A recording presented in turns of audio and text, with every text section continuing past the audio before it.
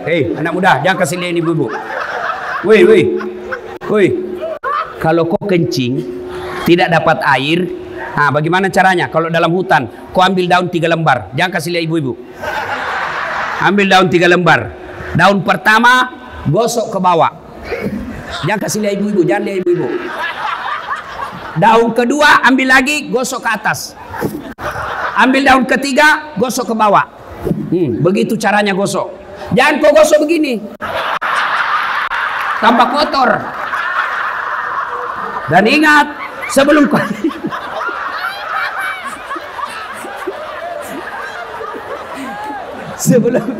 ingat itu daun, sebelum kau pakai itu daun, periksa dulu, siapa tahu ada ulat.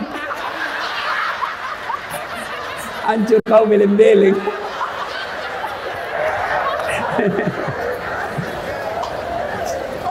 Ayo, Bapak Ibu pengurus masjid, takmir masjid, masjid sudah habis tidak mau dibangun.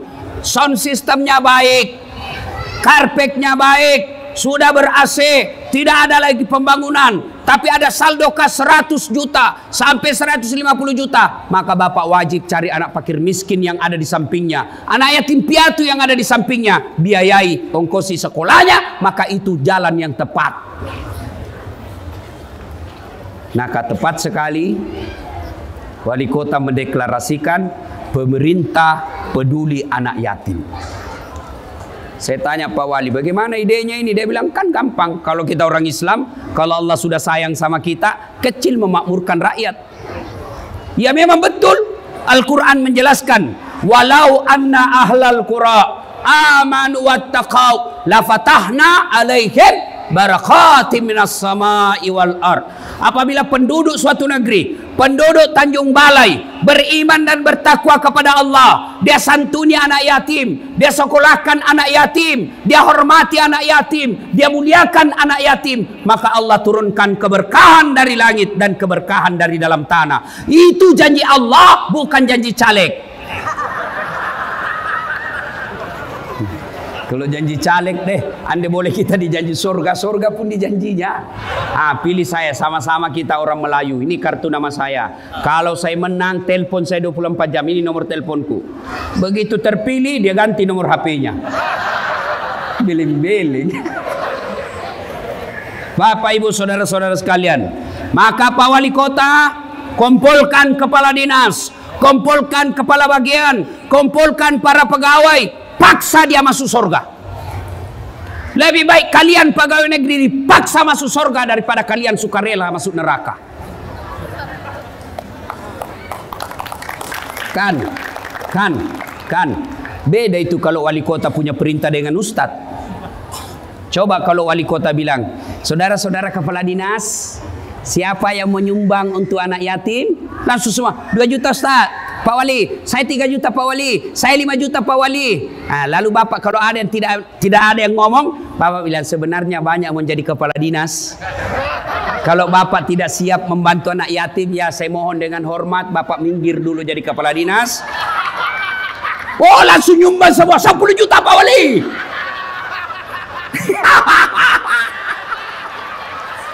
Itulah yang disebut dipaksa masuk surga daripada kau suka rela masuk neraka. Wali kota diktator, masa dia potong seenak-enaknya? Itu agar kau masuk surga. Lebih baik daripada kau pakai pikaroke dan licik.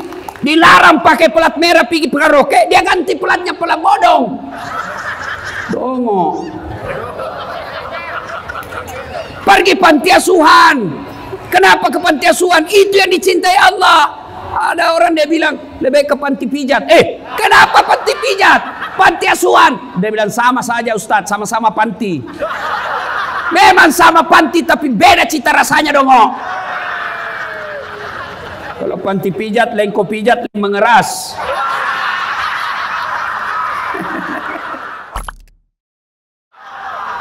Woi anak muda. Hei, kalian yang sudah punya KTP, Jangan lagi kau terhasut kalimat yang mengatakan tidak usah kau urus politik. Jangan. Salah kalian kalau tidak mau urus politik. Bodoh orang kalau bilang apa itu politik kotor. Kalau politik kotor tidak ada orang sarjana politik. Ya. Jangan lagi kau berpikir tidak usah urus pilkada. Tidak usah kau pergi nyoblos. Goblok. Tahu goblok? Beleng-beleng. Tahu beleng-beleng? Dongo. Ayo, kenapa perlu peduli politik? Dek, kamu bilang begini, sudahlah kau sekolah aja yang baik. Kau pergi sekolah dari jam 7, pulang setengah 4. Tiap hari kau ranking 1 selesai kuliah. Kau juara umum di kampusmu, IP-mu 3,9. Tapi yang memegang pemerintah di kotamu, wali kotamu tidak peduli lapangan kerja, maka lebih banyak orang luar masuk menjadi kerja di sini, kalian menjadi pengangguran, kalian IP-mu 3,9. Makanya, Ibu, di mana-mana pilkada banyak pemilihnya perempuan.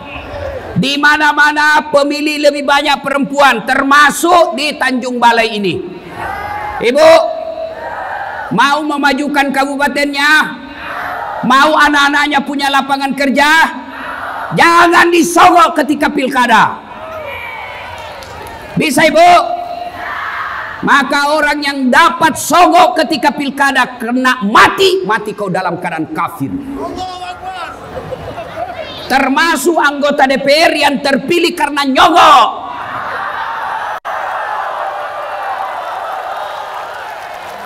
Ada begitu di Tanjung Balai? Banyak. Kau salah, kenapa kau pilih nyogok? Mestinya jangan kau pilih. Woi, Bu, woi. Nabi selesai perang Badar. Perang Badar, ada sahabat meninggal. Sahabat yang lain yang hidup berkata, Allahu Akbar, dia masuk surga. Allahu Akbar, dia mati syahid. Allahu Akbar, bidadari di surga menunggunya. Nabi berkata, dia masuk neraka. Kenapa bisa masuk neraka ya Rasul? Dia membela agama Allah, dia mati syahid, berjuang bersama Rasul. Kok bisa masuk neraka ya Rasul? Nabi katakan, kau periksa kantongnya. Periksa kantongnya. Ternyata ada barang Baitul Mal yang ada di kantongnya yang diambil secara tidak halal. Coba, siapa yang bisa begini? Termasuk kepala-kepala dinas, kalau pindah rumah dinas hilang semua gorden.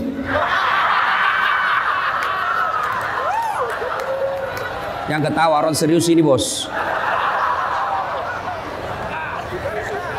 Gaspol toh? Waqala idzan, Allah kemudian berfirman, Bismillahirrahmanirrahim. Ya ayyuhalladzina amanu dukhulu fis silmi kaffatan wa la tattabi'u khutuwatis syaitan innahu lakum aduwwum mubin. Wahai orang-orang yang beriman, masuklah engkau ke dalam Islam secara sempurna, bukan Islam pencitraan, bukan Islam pilkada, bukan Islam karena politik, tapi Islamlah secara benar. Hati-hati masyarakat kita. Banyak masyarakat kita ditipu oleh penampilan pencitraan.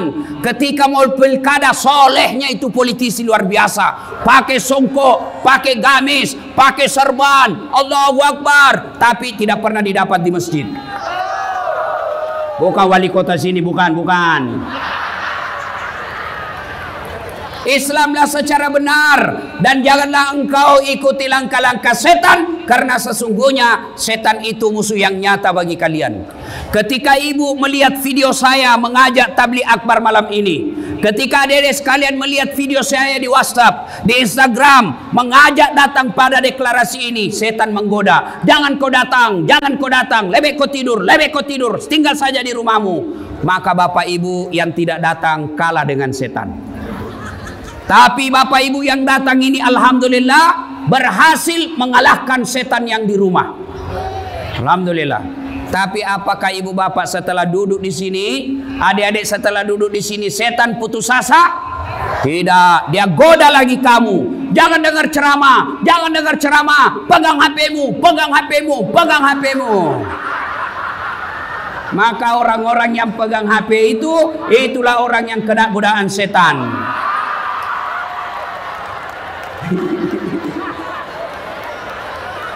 Kalau sudah tahu bahwa pegang HP saat ceramah godaan setan, masih dia pegang HP-nya, maka bukan godaan setan yang mengenai dia, tapi dia sudah jadi setan. Bu, simpan dulu HP-nya, Bu. Selama ibu pegang HP, pasti ibu tidak dengar ceramah. Sudahlah, tidak usah dulu berWhatsApp. Jauh-jauh kasihan saya datang ke sini baru kau tidak dengar saya ceramah. Kasihan. Selama ibu pegang ceramah begini, handphonenya pasti yang kuperhatikan monitor HP-mu. Kau tidak dengar ceramahnya, Ustaz. Siaran langsung juga di Facebook. Baru umurnya sudah hampir 55 tahun. Pakai siaran langsung juga Facebook. Baru cuma 2 penontonnya. Beling-beling. Woi, Bu. Woi. Simpan itu HP-mu. Ibu-ibu yang tidak mau pegang simpan HP-nya, yang pegang HP-nya selama saya ceramah, saya doakan suaminya kawin lagi. Kenapa bapak-bapaknya amin? Ibu-ibu yang pegang HP, kita doakan, ya Allah, kasih jodoh lagi suaminya. Satu lapangan doakan suamimu. Sebentar foto-foto, Ibu, sebentar. Saya di Makassar, Pak Wali, saya lagi ceramah, beginilah model saya. Tiba-tiba ada ibu-ibu di belakangi saya. Barusan ada orang saya ceramah di belakangi saya. Ternyata diambil HP-nya, selfie. Rata-rata fans saya kan ibu-ibu. Ibu-ibu yang sudah muka sakaratil maut. Capek sudah ceramah lah, sudah bilang, Ustaz boleh selfie? Sini. Terpaksa kita layani deh, karena kalau tidak update status Ustaz Dasat sombong banget. Terpaksa kita layani selfie. Sudah, ulang Ustaz, kabur Ustaz, ulang lagi Ustaz, jelek Ustaz dalam hatiku. Biar kau ulang 10 kali, namun kamu yang kabur.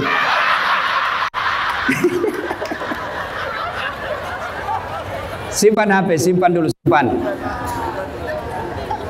Mohon berkenan Bapak Ibu sekalian, jangan ada yang siaran langsung. Bisa?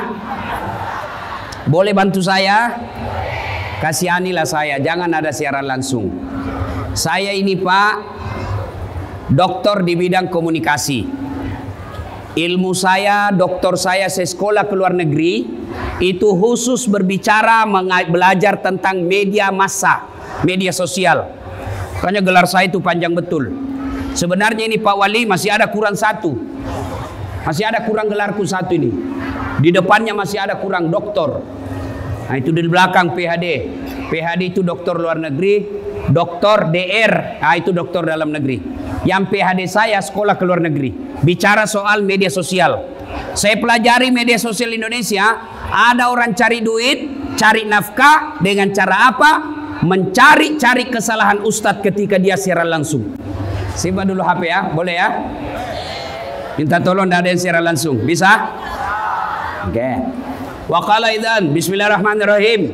Innallaha wa malaikatahu yusalluna ala nabi. Ya ayyuhalladzina amanu sallu alaihi wa sallimu taslima. Sesungguhnya Allah dan para malaikatnya bersalawat kepada Rasulullah Muhammad sallallahu alaihi wasallam.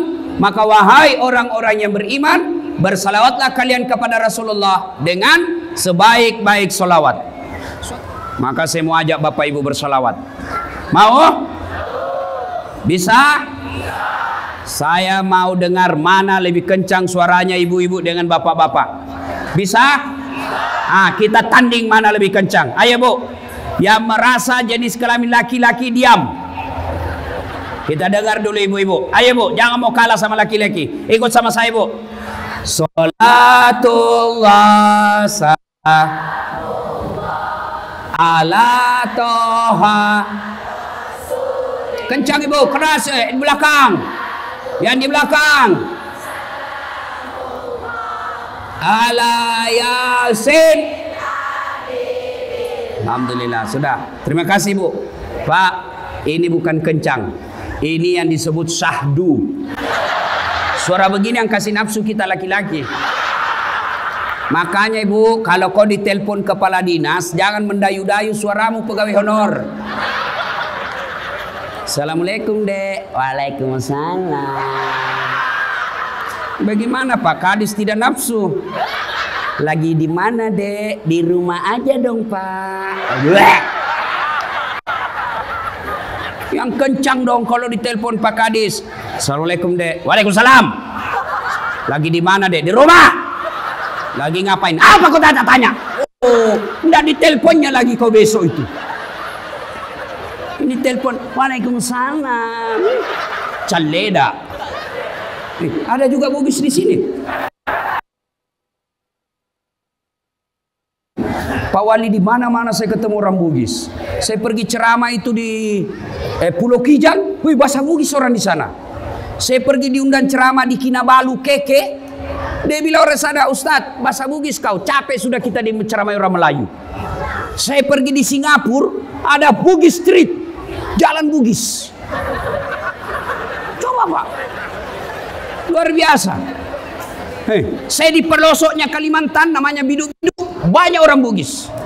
Begitu saya masuk penjara, banyak juga orang Bugis.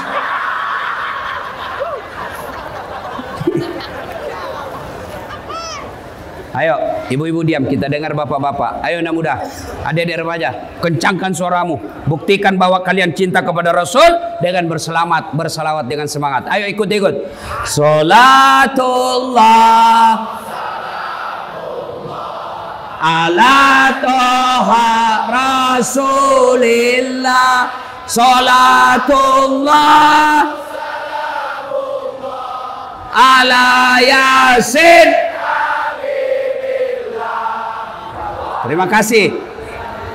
Hai, Bapak Ibu diam, kita dengar ini yang di depan. Ini yang kepala dinas, Pak Kapolda ya. Kok diam, keras enggak suaranya nih? Gayanya aja nanti nih kita lihat. Ayo diam. Adik-adik, ibu-ibu diam. Ayo. Pak Dandim, jangan mempermalukan tentara. Yuk. Nah, sholat. Hai. Lobet itu mau poligami.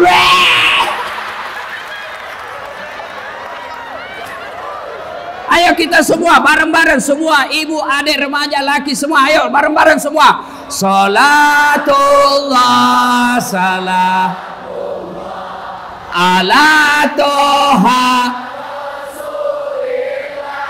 salatullah ala Yasin. Alhamdulillah, terima kasih. Bapak Ibu, saudara-saudara sekalian, teristimewa yang kita hormati yang mengundang kita di tempat ini, Bapak Wali Kota Tanjung Balai beserta istri dan para muspida Porkopinda yang insya Allah dimuliakan dan dirahmati oleh Allah Subhanahu wa Ta'ala. Mohon maaf, saya tidak bisa sebut nama satu demi satu. Di samping karena keterbatasan waktu, juga yang sejujurnya karena saya belum tahu namanya Bapak. Halo Ibu. Nah, poin ceramah 1. Ibu-ibu, ada enggak yang senang dibohongi? Ibu-ibu, senang sama suami pembohong? Senang sama wali kota pendusta? Tidak ada orang suka pendusta. Adik-adik nih, ada yang senang dibohongi? Ada yang senang pembohong? Tuh, tidak ada orang senang pembohong. Bahkan pembohong sekalipun tidak senang sama pembohong. Dia bilang, jangan ke rumahnya tukang bohong. Padahal dia juga tukang bohong. Demi Allah, manusia saja dibohongi, Anda ada orang senang. Kita bohong saja sama, misal saya bohong sama wali kota tidak senang sama saya. Padahal gampang tobatnya. Saya datang wali kota, selesai kalau dia maafkan saya. Itu pun sudah tidak ada yang senang pembohong. Bagaimana pula kalau pembohongnya kepada Allah? Bagaimana pula kalau dia dicap oleh Allah pendusta agama? Apa yang dimaksud pendusta agama? Solatnya dusta, hajinya dusta, puasanya dusta, umrahnya dusta, bahkan bisa jadi sahadatnya Islamnya pun dusta. Siapa mereka? Ada dalam Al-Quran. Ada yang tahu surah apa? Kalau ada yang tahu saya kasih hadiah. Aduh, ada yang tahu? Mana tadi yang adik suci? Ada yang tahu? Surah apa? Kau sini saya kasih kau hadiah. Sini. Cepat. Biar kau jatuh lari juga. Ayo. Saya kasih kau hadiah, Dek. Sini. Cepat. Gagah memang. Tapi sebelum Bapak jawab ada passwordnya. Siapa namanya neneknya Ustadz Dasat? Lain kali jadi pemuda Islam, jadi orang Islam, jawab saja mau salah atau tidak urusan belakang. Jangan langsung bilang tidak tahu, itu namanya tidak kreatif. Coba kau jawab, siapa namanya neneknya Ustadz Dasat? Bilang saja Abdul Latif, belum tentu mereka juga tahu. Surah apa? Surah Al-Ma'un. Al-Ma'un, apa artinya itu Al-Ma'un?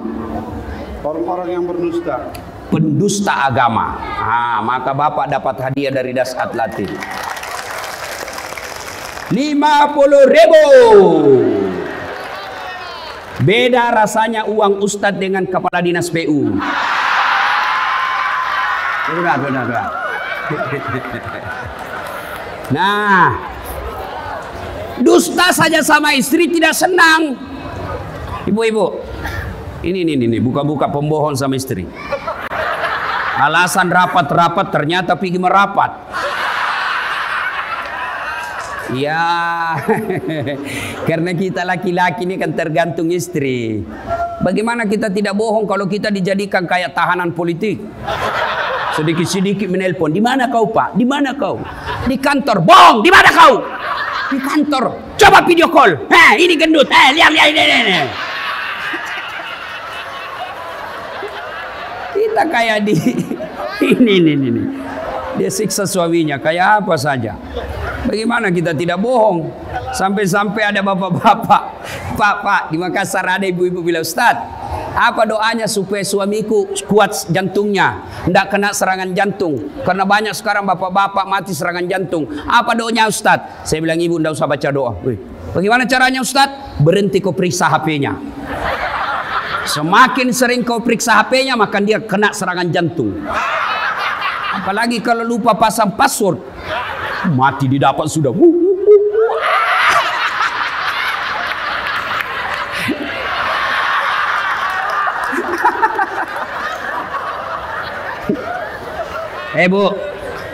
tidak ada orang suka pembohong kan? Coba, sakit hati kan ibu dibohongi? Tapi ketahuilah, Allah berfirman, Bismillahirrahmanirrahim. Ara'aital ladzi yukadzibu biddin. Tahu enggak kamu pendusta agama, kata Allah. Siapa mereka? Satu, mereka yang menghardik anak yatim. Coba, Bapak Kepala Dinas, Kesra, Kebersihan, Kapolres, Dandim, Sekda, Wali Kota, Bapak sholat kang malam tiap hari, tahajud tiap hari, tadarus sujud satu hari, bangun masjid. Tapi di samping rumah Bapak ada anak yatim piatu, kita biarkan terlantar, bahkan dia tidak sekolah gara-gara tidak punya duit, maka Bapak kategori termasuk pendusta agama. Hajimu dusta, puasamu dusta, salatmu dusta. Kenapa? Kau biarkan anak yatim piatu terlantar di samping rumahmu. Termasuk pengurus panti asuhan yang dia kaya, dia pakai mobil, dia ber-AC kamarnya, anak yatimnya dia sengsarakan. Itu pendusta agama itu. Kalau Bapak dusta sama saya, gampang taubatnya. Tapi kalau Bapak dusta kepada pendusta agama ini, menelantarkan anak yatim, maka Bapak termasuk kategori pendusta agama. Maka masjid yang banyak saldonya, karena ada itu masjid hobi, saldo kas 120 juta, karpetnya jelek, toiletnya banyak bau, sound systemnya storing, baru kita takbir Allah.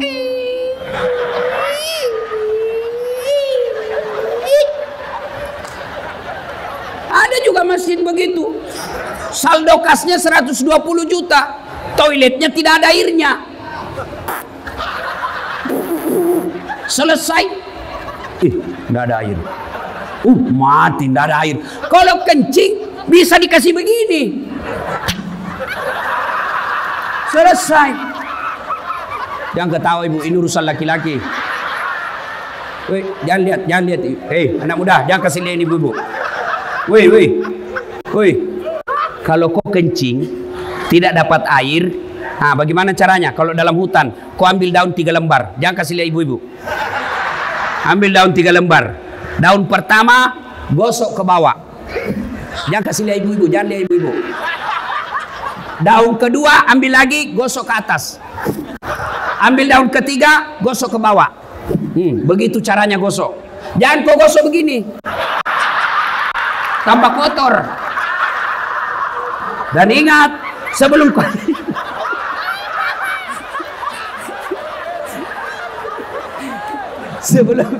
ingat itu daun, sebelum kau pakai itu daun, periksa dulu, siapa tahu ada ulat. Hancur kau beleng-beleng.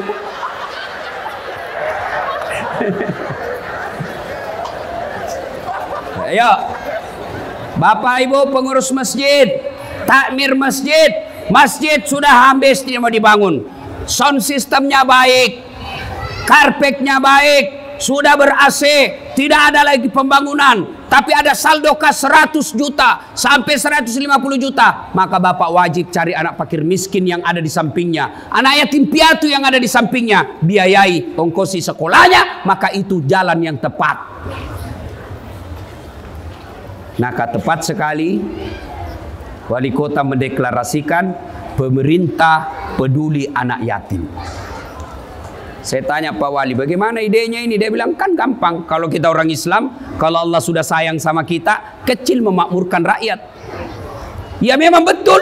Al-Quran menjelaskan, walau anna ahlal qura amanu wattaqau lafatahna alaihim barakatim minas samai wal ard.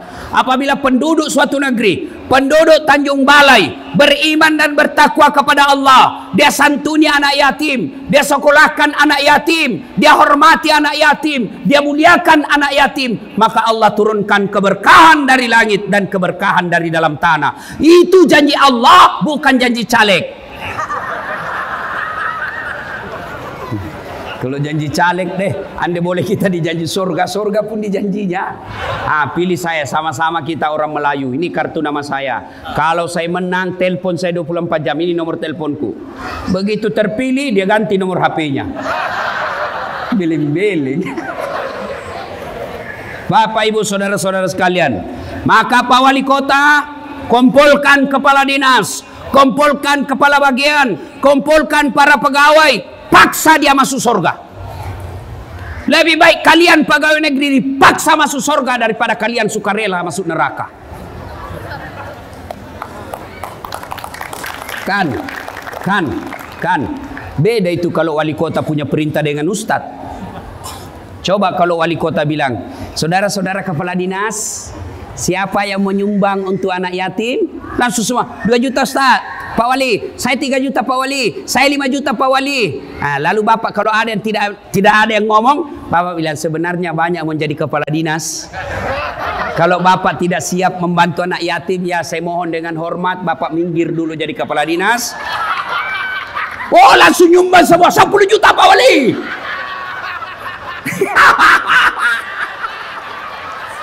Itulah yang disebut dipaksa masuk surga daripada kau sukarela masuk neraka. Wali kota diktator, masa dia potong seenak-enaknya? Itu agar kau masuk surga. Lebih baik daripada kau pakai pikaroke dan licik. Dilarang pakai pelat merah pergi pikaroke, dia ganti pelatnya pelat bodong. Dongo. Pergi panti asuhan. Kenapa ke panti asuhan? Itu yang dicintai Allah. Ada orang dia bilang lebih ke panti pijat. Kenapa panti pijat? Panti asuhan. Dia bilang sama saja Ustadz, sama-sama panti. Memang sama panti tapi beda cita rasanya dong. Kalau panti pijat, lengko pijat, mengeras.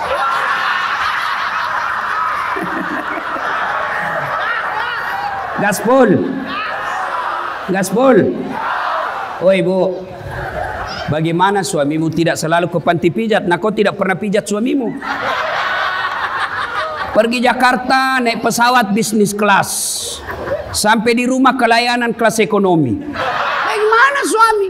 Kan enak juga itu kalau suami capek pergi kerja, seharian dicarikan duit, pulang suaminya dia sambut dengan senyum, sudah rapi dengan pakaiannya, lipstiknya sudah baik, bedaknya, baunya sudah harum, bajunya matching, lalu datang suaminya dia sambut, assalamualaikum kakandaku Arjunaku.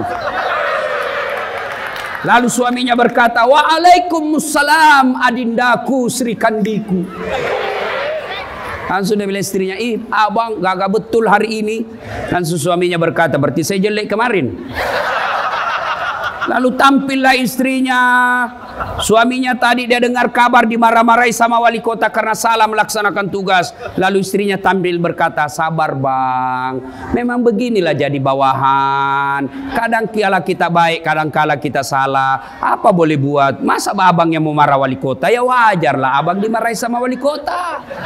Lalu ibu sekati dia buka sepatunya sambil ibu dekap lagi lalu menyanyi, bila kamu di sisiku hati rasa syahdu.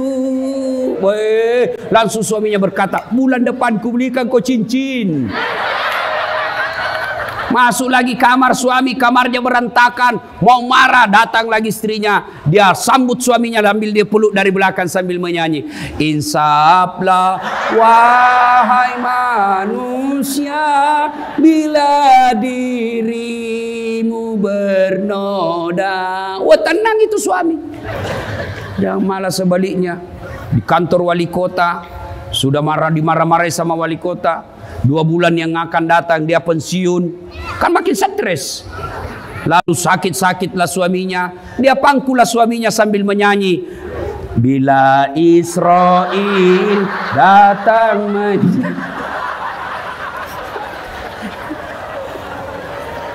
Hei Bu,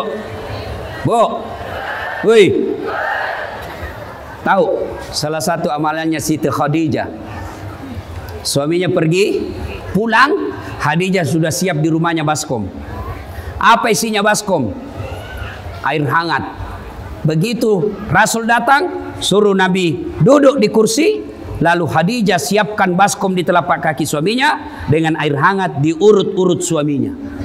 Subhanallah. Pantas Khadijah sudah wafat. Khadijah tidur bersama Aisyah. Nabi Tatib berkata, rasa-rasanya ada Khadijah di jalan rumah. Rasa-rasanya trompas sandalnya Khadijah masih ada di sampingku. Aisyah cemburu, ya Rasulullah, kenapa sih Khadijah terus kau ingat? Saya tidur bersamamu tapi Khadijah di otakmu. Apa sih kelebihannya Khadijah? Kau nikahi dia sudah 2 kali janda. Dia lebih tua 15 tahun. Saya masih dalam keadaan perawan, lebih muda darinya. Ya Rasul, apa kata Nabi? Kau tidak bisa membandingkan dirimu dengan Khadijah. Khadijah adalah wanita yang paling menyayangi saya. Ketika tidak ada orang percaya, Khadijah yang tampil pertama kali sayang sama saya dan percaya sama saya.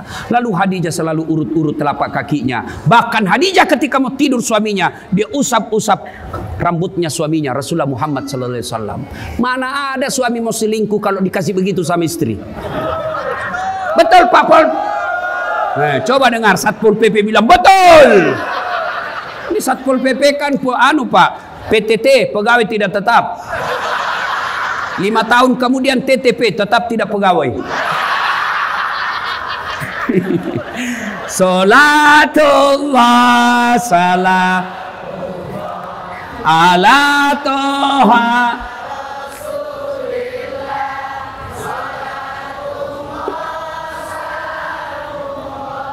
ala yasin, supaya suami tidak ke panti pijat, Maka ibu sambil urut-urut telapaknya, urut-urut betisnya, nasihati suami, "Bang, abang ini kan punya rezeki berlebih. Alhamdulillah gaji kita lebih dari cukup. Proyek juga sudah jalan. Kontraktor juga banyak setorannya, Bang." Ada kontraktor di sini? Biasanya yang dekat-dekat wali kota itu umumnya kontraktor. Ada kontraktor? Pak Wali sekarang adalah gula. Namanya gula, banyak semut merapat. Tapi ketahuilah semut-semut yang dekat dengan Bapak hanya menginginkan gula yang ada di Bapak.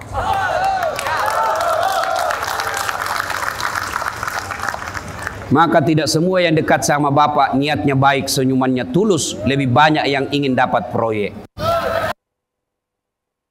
Bapak setiap jabat tangan sama mereka, ucapkan ta'us, berlindung kepada Allah dari godaan setan yang terkutuk. Bagaimana caranya? Begini. A'udzubillahi minasyaitonirrajim. Saya berlindung kepada Allah dari godaan setan yang terkutuk.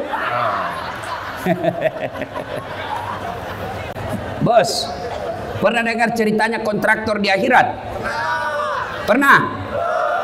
Jadi ini penghuni sorga sama penghuni neraka SMS-an.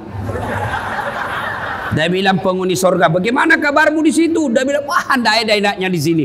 Di blender terus." "Kamu di situ bagaimana?" Kata penghuni sorga, "Masya Allah, alhamdulillah kami dulu bantu anak yatim meskipun hanya 10.000 tiap bulan. Saya masuk sorga sekarang. Luar biasa ini di sorga. 1 laki-laki 7 bidadari, Mas Bro. 7 bidadari." Kata dari neraka, "Berapa?" 7 bos, 7. "Pak, Bapak yang tidak berani poligami, tidak usah cemas. Nanti di akhirat Allah sediakan 7. 7 bos. Dan itu bidadari perawan terus. Tidak pernah kentut.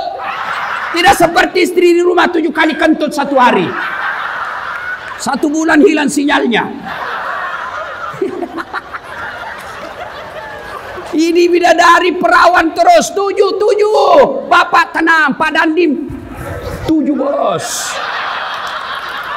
Tenang, sediakan saja fisik yang kuat. Terancam Ibu Dandim. Langsung dia bilang, ada jamaah saya di Makassar. Dia bilang, "Ustaz, betulkah itu 1 laki-laki nanti di surga 7 bidadari?" "Iya Bu, jadi suamiku nanti 7 bidadarinya." "Iya." Kalau dia masuk surga, saya bilang, "Ustaz, bolehkah saya berdoa?" "Apa mau berdoa Ibu?" "Ya Allah, tidak perlu kau berikan suamiku bidadari. Cukuplah aku bidadarinya dunia sampai di akhirat ya Allah." Saya bilang, "Sini kau Bu. Kau sudah siksa suamimu di dunia. Kau mau lanjut lagi di akhirat beleng-beleng ini. Sampai jam berapa orang ceramah ini? Hah? Sampai berapa?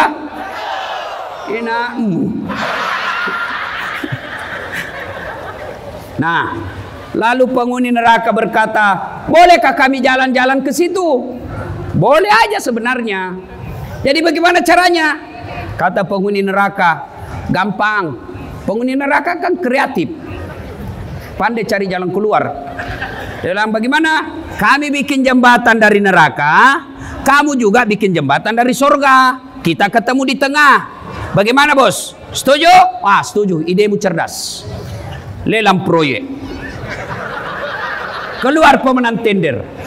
Waktu pekerjaan 3 hari. Hari pertama, jembatan dari neraka sudah selesai 50%.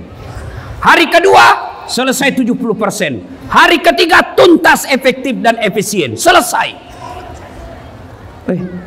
Sampai di tengah. Ini penghuni neraka dilihat-lihat. Kenapa proyeknya dari surga belum mulai? Ini belum goyang-goyang proyeknya. Dia teriaklah dari neraka, "Oi Mas Bro yang ada di surga, kami sudah sampai di tengah ini. Kamu kenapa belum goyang proyekmu? Kami sudah sampai sesuai perjanjian." Apa kata dari surga? "Mohon maaf, bagaimana kami mulai? Kontraktor, pengawas, pemborong, panitia ada semua di situ."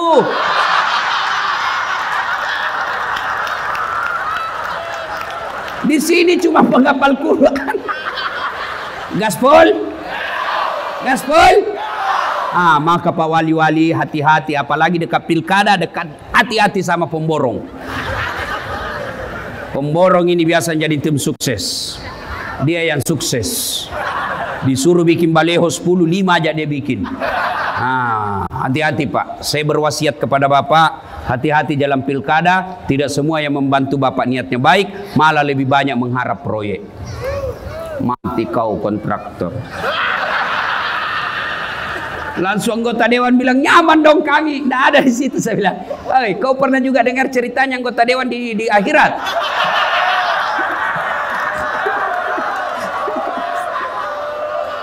Pernah dengar? Jadi ada penghafal Quran, anak yatim piatu, masuklah dia dalam surga. Dilihat, kenapa banyak anggota dewan di sini? Di negaraku banyak ditangkap gara-gara korupsi. Kok bisa berkeliaran di surga mereka ini?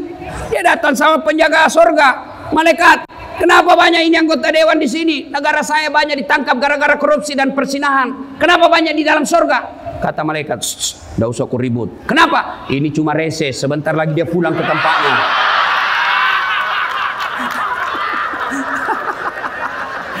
Salatullah salam ala toha. Salatullah ala yasin. Serius lagi. Pemda sudah deklarasi untuk menyantunin, menyayani anak yatim. Bagaimana operasionalnya? Kan tidak enak kalau wali kota saja sama wali kota masuk surga gara-gara yantuni anak yatim. Di dunia sudah jadi wali kota, di dunia sudah jadi istri wali kota, yang kadang-kala SK juga menentukan. Biar bapak disayang sama wali kota, kalau istrinya wali kota tidak sayang sama bapak, tidak jalan bos. Siap perintah. Nah, daripada bapak sudah di dunia wali kota, istri beliau istri wali kota di dunia, masuk lagi surga karena deklarasi anak yatim. Masa kita di dunia kita sudah miskin, rakyat jelata, tidak masuk lagi surga. Bagaimana caranya? Mulai besok di masjid, seluruh masjid membuka celengan, membuka apa itu? Kota amal khusus menyantuni anak yatim. Jadi masyarakat yang mau datang menyantuni, wujudnya menyantuni. Kita malam ini sudah deklarasikan, maka wujudkan dengan cara apa? Yuk isi kota itu santunan untuk anak yatim. Mau 1 rupiah, mau 100 rupiah, mau 10.000, itulah yang bapak bisa menyelamatkan diri bapak. Kalau cuma kepala dinas yang santuni, anggota DPR yang ACC, maka hanya mereka yang dapat paspor masuk ke surga. Kalau bapak tidak berpartisipasi, berarti hanya pemerintah nanti yang akan masuk surga, bapak tidak dapat bagian. Bagaimana caranya? Mulai besok setiap masjid yang ada di Tanjung Balai bikin kota amal santunan anak yatim, deklarasi pemerintah menyantuni anak yatim. Nah, 2, pendusta agama membiarkan fakir miskin dan enggan membantunya. 3, karena waktu yang terbatas, termasuk pendusta agama. Siapa? Fawailul lil musallin, maka celakalah orang-orang yang sholat. Siapa orang sholat yang celaka? Mereka yang lalai dalam sholatnya.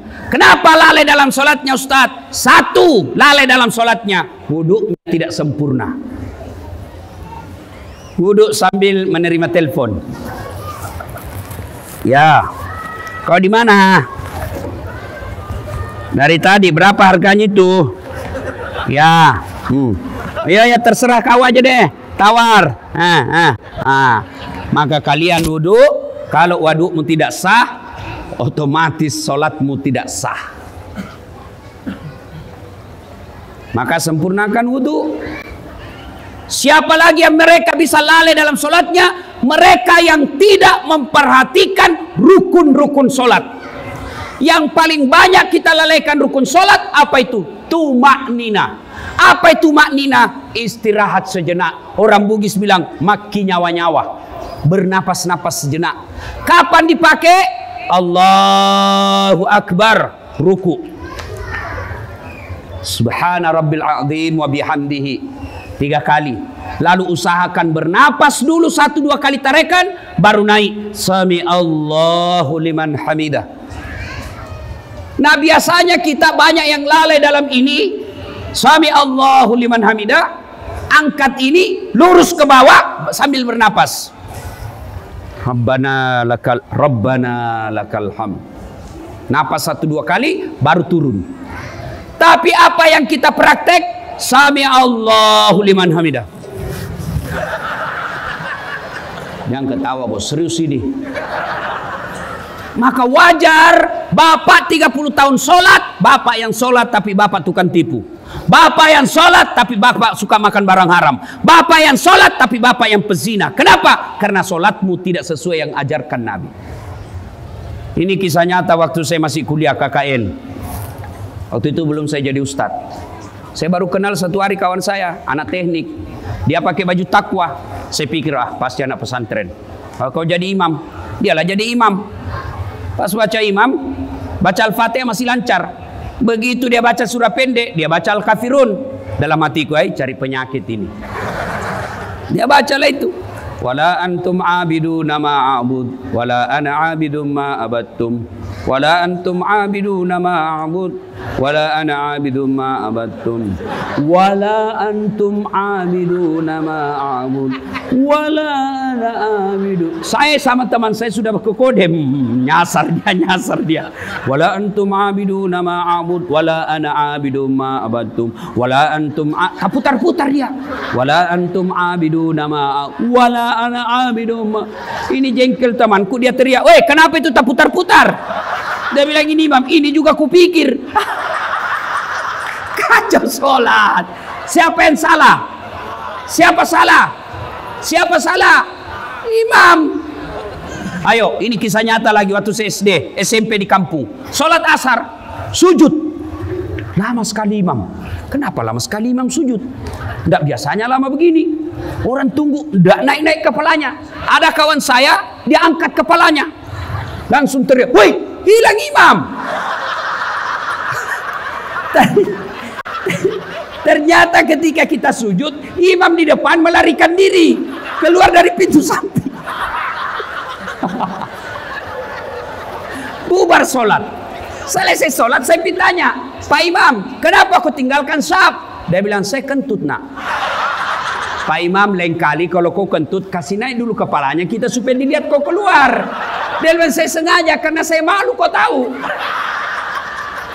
Siapa salah? Siapa salah? Imam. Ini ala lagi Pak, penghafal Quran.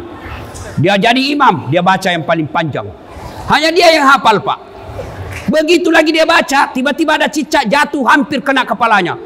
Kaget. Stres, dia lupa sambungan ayatnya. Dia ingat-ingat, tidak bisa. Apa sambungannya? Dia lupa betul. Lama hening satu masjid, tidak ada sama sekali suara.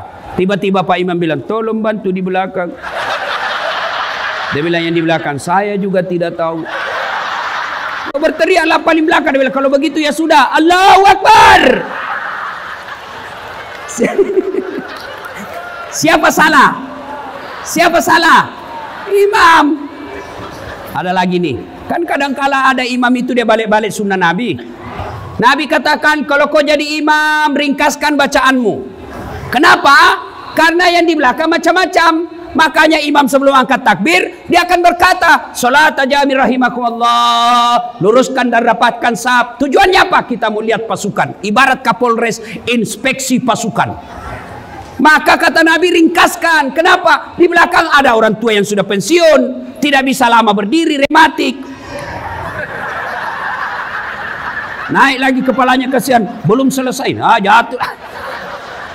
Ada barangkali Satpol PP yang pakai sepatu baru, dia lupa simpan baik-baik. Ada sepatu saya, baru dibeli 2 hari, hilang sudah sepatu. Ada ibu-ibu yang mau sekali kentut. Lamanya ini Pak Imam. Ada anak muda yang lupa ambil kunci motornya. Sudah hilang sudah motor saya ini motor. Makanya kata Nabi, kalau kau jadi imam, ringkaskan bacaan solatmu, itu sunnah. Ini ada imam balik-balik sunnah Nabi, dia jadi imam, la haula wala quwwata illa billah. Apa dia baca? Surah Al-Baqarah ayat 10 sampai 112. Dia husuk dengan bacaannya, kita husuk dengan hayalan. Kita mau ikut, tidak dihafal. Kita mau ruku, belum selesai. Terpaksa kita baca semua pengumuman di dinding masjid. Keadaan keuangan Masjid Nurul Yamin. Pengeluaran, saldo kas. Sudah habis satu papan dibaca, satu triplex dibaca, belum selesai imam. Terpaksa pindah lagi ke kalender. Persatuan Guru Republik Indonesia, cabang Tanjung Balai. Sudah selesai kalender, selesai pengumuman, belum selesai Pak Imam, bajunya lagi dibaca. Sahrial SHMH, calon wali kota 2 periode. Siapa yang salah?